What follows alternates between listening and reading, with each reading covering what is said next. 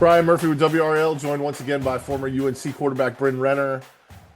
Bryn, obviously UNC takes another loss on the road at Cal, but this was 21-18, and obviously UNC had a chance right up until the last minute before fumbling as they're going into the end zone.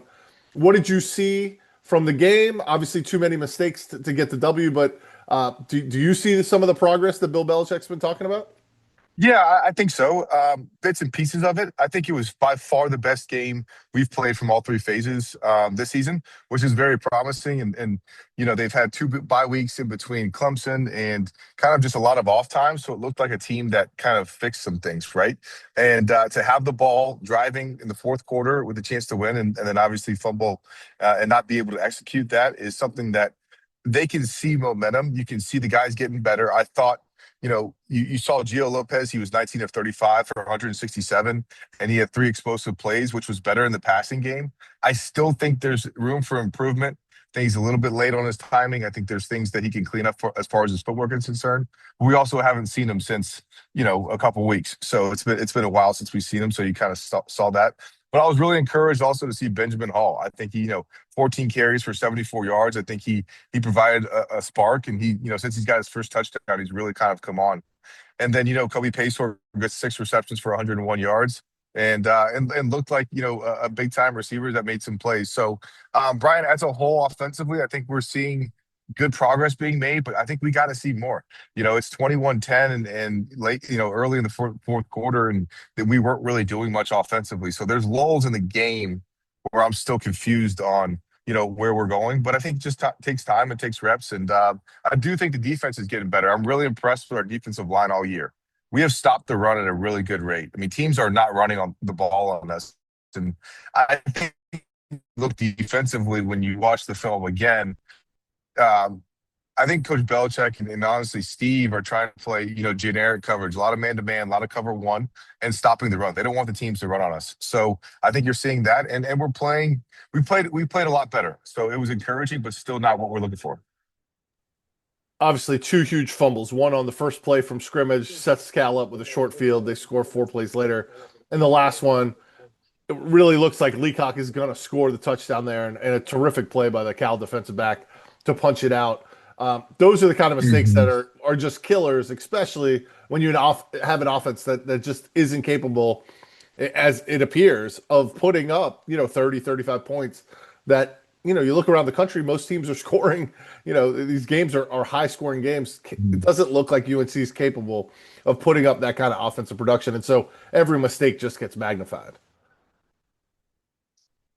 Yeah, you really have to when you play the type of offense that we are, and we're trying to play a pro style type of NFL system. It's not going to be scoring in bunches. It's going to be those defensive wins these games, and that's kind of when you look at Coach Belichick's career, it's been kind of his MO. I think if until Josh McDaniels got there in New England, they really didn't score points at a premium.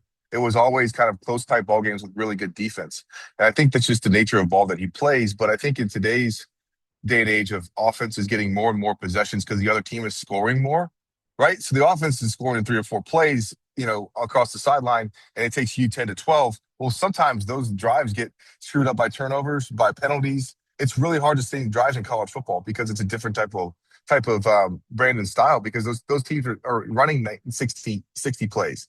And I noticed it when we went from Butch Davis to Larry Fedora. I was in both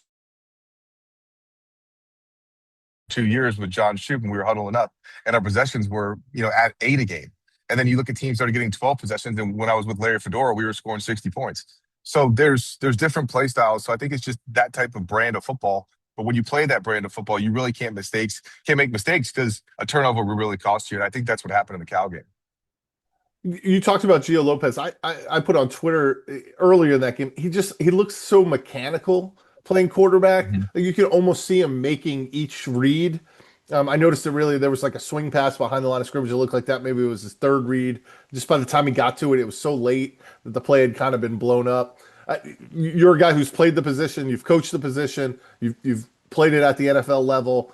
What are you seeing out of Geo as far as playing quarterback and how quickly he's able to process kind of information? Yeah, and the first thing I'll say is I'm never going to throw a quarterback under the bus because I've been there, right? And I'll say this from the the amount of reps you have to get, Brian, as far as seeing the defense and getting live game reps at the position is the most critical thing you can do for a young player. I still think Gio's a young player. And if you look at his last month, well, he didn't practice, he's coming off injury, and we're still accounting for the fact that he had only probably 3 weeks to prepare with this offense. So that body of work, especially with the injury and coming off of that, is not enough for him to feel comfortable in the pocket. And I think that's just what you're seeing with late reads. I'll say this: anytime you're late with a throw, it starts with your feet. Your feet. If you have a 3-step drop and you don't throw it on, I'm gonna be late to every single throw. And I think that's what we're seeing. Like I saw a ball in a shallow cross third quarter was behind Philly Paysor, and it was just a ball here, and he could have got it out a little bit quicker and been on time and in rhythm.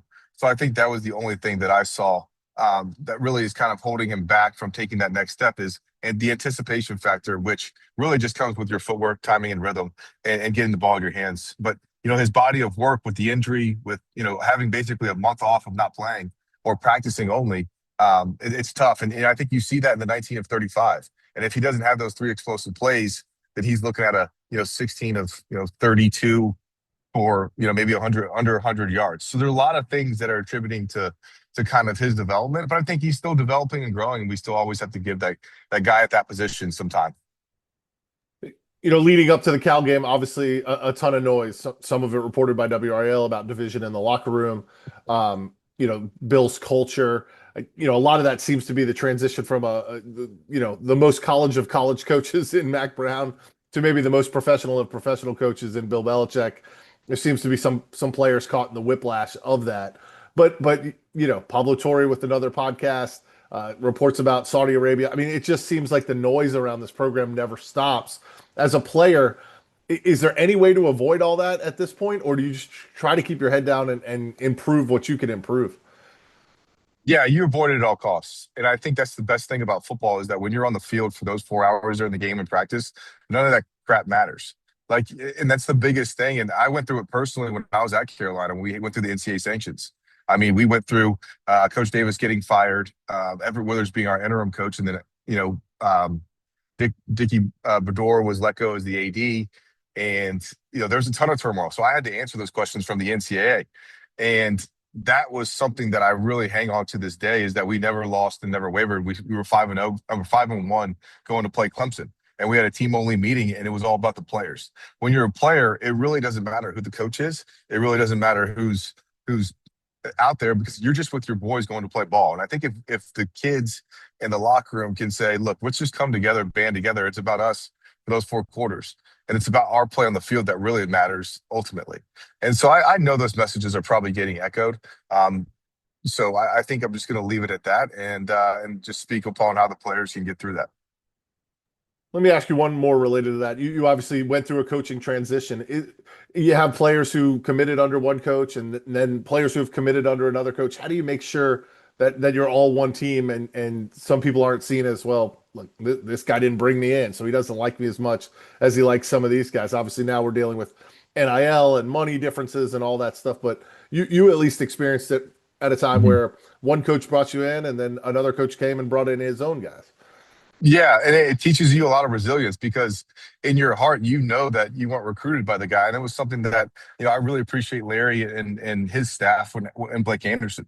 For me personally, when that happens, they won't bench you if you're playing well, and that's the biggest thing I learned is they will not bench you if you're playing well. So if you want to play better and make them learn how you are as a person and a player and how you can be successful. And I think that's the coolest thing about sports is you control your own destiny by how you play and how much playing time you do get. So if you focus on what you can control, which is all your play on the field, they can't take you off. That was the biggest thing. I was a spread quarterback in high school and what's the style. I wasn't the type of quarterback that he wanted, but I refused to have him take me off the field. So I wanted to show him I could play. And that's the same thing for these players. They really have to unite and say, look, if I focus on my personal process, and I think that's what Coach Belichick's messaging is trying to be, focus on your job, what you need to do to get better and practice each and every single day, then the score is going to reflect itself. And I think these kids showed improvement against Cal, but I think you got to keep stacking those days and have some leadership involved in there. Up next, Virginia at home. Virginia's had a remarkable turnaround. I mean, they've sort of been the example of how you can get a program that's struggling. They're ranked in the top 25. Get it turned around so quickly. They're undefeated in ACC play. That loss to North Carolina State doesn't count as an ACC game, which is bizarre and may factor in the race here as we get down the stretch. But Hmm. what do you see? I'm not sure you haven't dove into the Virginia tape, but they're a program that's done the exact turnaround that you're looking for Carolina to do. You look at the rest of the season. What does Carolina need to do, or how winnable are some of these games down the stretch? Yeah, I've enjoyed watching UVA, and I went to the Virginia Tech UVA game last year, which was their final game when they had a different quarterback, and I think Chandler Morris is making all the difference. You watch him play, and the team feeds off his energy. He's been extremely accurate with the football, one of the top passers in the ACC, and they have really good running backs and a really good wide receiver, and it looks like you know the type of situation that UVA has been under, kind of just the entire influx of just a lot of off the field stuff as well. They've really banded together. It looks like a really complete team. And when you win close games, Brian, it really shows the character of your football team, because late in the fourth quarter, they were down 2 scores and had some really freaky things happen, and they responded. And that's what good teams do, is they win those critical moments in the fourth quarter that determine the football game. And I've been really impressed with the quarterback play. I think their defense is playing a lot better. They're tackling better. And that was kind of the first time that I watched them full game when they played Washington State. And it's one of those gritty games, and so it's going to propel them. I know they have some injuries that happened in the game. I think two of their top guys might be out. But as far as UNC looks at it, I think it's a huge opportunity, right? You have to be licking your chops where you can say this is our moment to be on a prime time stage where we're going to play the number 15th ranked in the country. They're coming to our house. Let's go make a statement. And you got to preach that all week, because you have a chance to, okay, let's see where we are. And that's the biggest thing in college sports, is like, okay, well, UVA's coming in town. Let's go play some ball now and have a little confidence and play with your hair on fire. So hopefully we can do that this week. One storyline we're likely to hear this week: Chandler Morris, the transfer quarterback at UVA, according to a story in The Athletic, wanted to come to Carolina. Mike Lombardi said he doesn't look like a professional quarterback or an NFL type quarterback. So I think we're going to hear that storyline a lot this week. Give me three keys of what you saw to Carolina against Cal, where they maybe need to make a little bit of improvement to go ahead and upset a team like Virginia.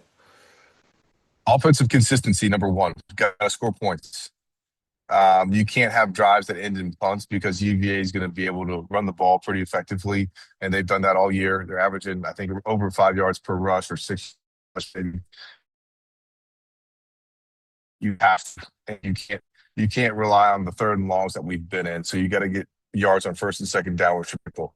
Defensively, number two, it's critical that you tackle this week. We haven't been a naturally good tackling team this year all season, and I think that's one thing that I think is something that they need to do, is tackle. Got to tackle on defense. And number three, you really have to limit their explosive plays. That's the biggest thing, is if you can limit their explosive plays down the field and limit their opportunities to get the ball back and to go score, you're going to have a chance to win. And one thing, you got to do something in this game to create momentum and create energy. I don't know if it's a fake field goal, fake punt. You got to start bringing those things out. It's a trick play. There's things that you've been holding out all season. You really got to out in this game, because you're going to have to play your best against UVA. Yeah, we saw the swing gate play lead to a long completion against Cal. So a little bit of creativity Yeah. helped spark a drive in that game. Bryn Renner, thank you so much for joining us as you do every week here on WRAL. Appreciate it. No more bye weeks. Carolina's got their 2 bye weeks No more out bye of the way. weeks. They're playing every week. Obviously, after Virginia, they play on a Friday night again at Syracuse. So kind of we'll get in a more natural rhythm of football here after a very strange bye week schedule. And so Carolina got a lot of work to do if they're even going to get bowl eligible. Need to go 4-2 down the stretch these last 6 games. But Bryn Renner, thank you so much for joining us, and we'll see you next week. Thanks, Brian. I appreciate it.